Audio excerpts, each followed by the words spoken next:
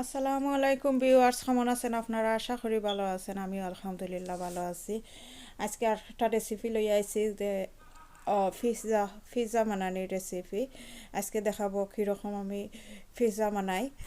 তো আশা করি ভালো লাগবো। ভালো লাগলে আমার চ্যানেলটারে সাবস্ক্রাইব করিয়া আমার পাশে থাকবেন, লাইক শেয়ার করবেন। তা আমি স্টার্ট করে দেই পিৎজা বানানোর লাগি। আপনারা আমার পাশে থাকবেন। তো এখানের মাঝে দেখলাম আমি একটা বোল নিছি কি, বোল নেওয়ার পরে আমি 3 কাপের মতো আমি ময়দা দিয়ে দিব। ময়দা দেওয়ার পরে আপনারা দেখতে থাকেন, দেখলে আসলে বোঝা যায়, এ বোঝা বোঝা যায় বেশি। আর আইডিয়া করিয়া একটু বোঝা যায়। তো এখানের মাঝে আমি 3 কাপের মতো আমি ময়দা দিয়ে দিছি। আর এখন আমি 3 চামচের মতো ইস্ট দিব। যে একটা ইস্ট আসলে পিৎজা ইস্ট ছাড়া পিৎজা হয় না। তো পিৎজাত ইস্ট দিতেও হয়। তো এখানের মধ্যে আমি 3 কাপের মধ্যে 3 চামচ স্মল টিস্পুনে আমি 3 চামচ পিৎজা, সরি 3 চামচ ইস্ট দিয়ে দিছি। আর এখানের মাঝে 1 চামচ চিনি আর 1 চামচ লবণ দিয়ে দিছি। তো এখন আমি মিক্স করে নেব কি, একটা ডুর বানাবো যে স্টিকি ডুর, একটু আটালু ডুরের মতো। দেখবেন কীরকম বানাই।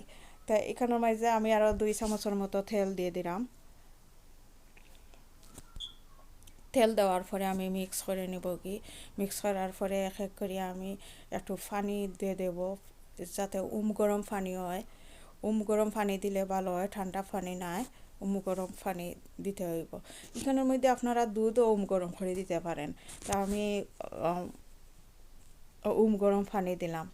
তো এখন অল্প অল্প করে পানি দিবেন, দিয়া একটা স্টিকি দেখেন তো কীরকম হয়েছে, ওই রকম হইতে হইব। তো ওকে আর এই দুধটা অ্যাক্টিভ সুন্দর হয়। আর পিৎজা আর যে একটা ব্রেড যে একটা নাইসলি সুন্দর ক্রিপসি হয়। তো এখানের মাঝে দেখেন তো এখানে আমি একটু তেল দিয়ে আমি রাখি দিব যতক্ষণ পর্যন্ত অ্যাক্টিভ হয়েছে না। যদি গরম ইয়ে থাকে, গরম জায়গার মধ্যে রাখবো। যদি বাংলাদেশে হলে কিছু গরম জায়গা, গরম মধ্যে সকাল সকাল অ্যাক্টিভ হয়ে যাব। তাই এখানের মধ্যে আমরা তো ঠান্ডার মাঝে একটু অ্যাক্টিভ হইতে টাইম লাগে। তো আমি টাইম বলতেছি না, যতক্ষণ পর্যন্ত অ্যাক্টিভ হয়েছে না ততক্ষণ পর্যন্ত আমি ওয়েট করব। তো এদিকে অ্যাক্টিভ হইতে থাকুক আর আমি পিৎজার যে সস, ওই সসগুলো বানাই বানাইতেছি। তো এখন দেখবেন আমি সস জন্য রেডি করতেছি। যে এখানের মধ্যে আমি 3টা টমেটো দিয়ে দিছি। আর একটা স্মল পেঁয়াজ, ছোটো একটা পেঁয়াজ। আর 3-4 কোয়া রসুন। আর 4-5টা কাঁচামরিচ। আমি একটু মরিচ একটু বেশি দিছি, আপনারা আরও চাইলে কমও দিতে পারেন। আমি এখানের পিৎজার টপিকের মাঝে আমি কোনো মরিচ দিব না, তার জন্য আমি মরিচ একটু সসের মধ্যে বেশি করে দিয়ে দিছি। তো একটু পানি দিছি আমি 2-3 চামচের মতো। পানি না দিলেও টমেটোর মধ্যে থেকে পানি বের হয়ে আসবে। তো এখানের মধ্যে দেখেন আমি 1 চামচ চিনি দিছি আর 1/2 চামচ লবণ দিছি।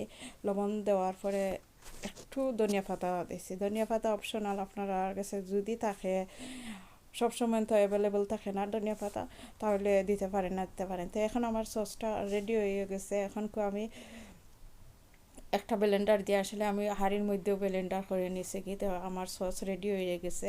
তো রেডি হওয়ার পরে আমি এখন আমার ডুরগুলাও দেখবো কি অ্যাক্টিভ হয়ে গেছে নি। তো দেখেন তো কি সুন্দর অ্যাক্টিভ হয়েছে আমার ডুরগুলা। আমি এরকম রেখে দিছিলাম একটু গরম জায়গার মধ্যে। দেখেন তো কি সুন্দর হয়েছে।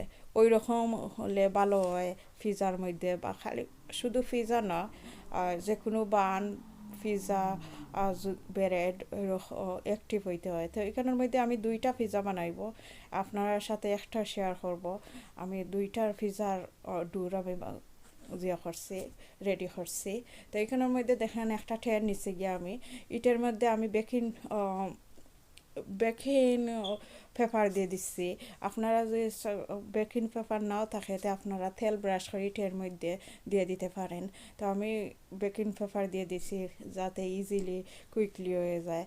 তো দেখেন তো আমি ওখানকেও আমি, আপনারা যদি এরকম নাও করতে পারেন তাহলে আপনারা বেলেন দিয়ে বেলিও করতে পারেন। তাই আমার একটা হয়ে গেছে দেখেন তো আমি ওই রকম একটু আরও একটু কি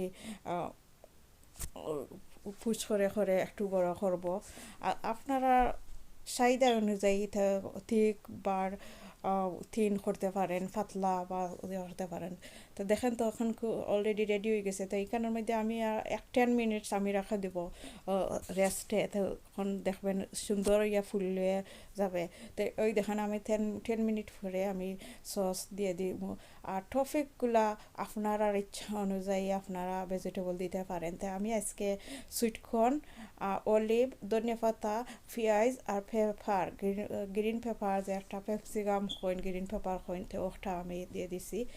আর এখানের মধ্যে মজরেলা চিজ আর আমার একটু চিকেন, আসলে এটা আমার এর আগে একটা তান্দুরি চিকেন বানাইছিলাম, তার জন্য লেফট ওভার রয়ে গেছিলো, তার জন্য আমি ও চিকেনগুলাও একটু দিয়ে দিচ্ছি। তো আপনারা যদি চিকেন কীভাবে তান্দুরি বানাই, তো আমার আর একটা চ্যানেল আছে, ওটা আর একটা ভিডিও আছে, ওটা আমি দিয়ে দিব, তখন আপনারা দেখতে পারবেন কীরকম তান্দুরি চিকেন বানাই যায়। তো এখানে মাঝে একটু চিকেনও আমি দিয়ে দিলাম। আসলে চিকেন দিলে টেস্টি হয়।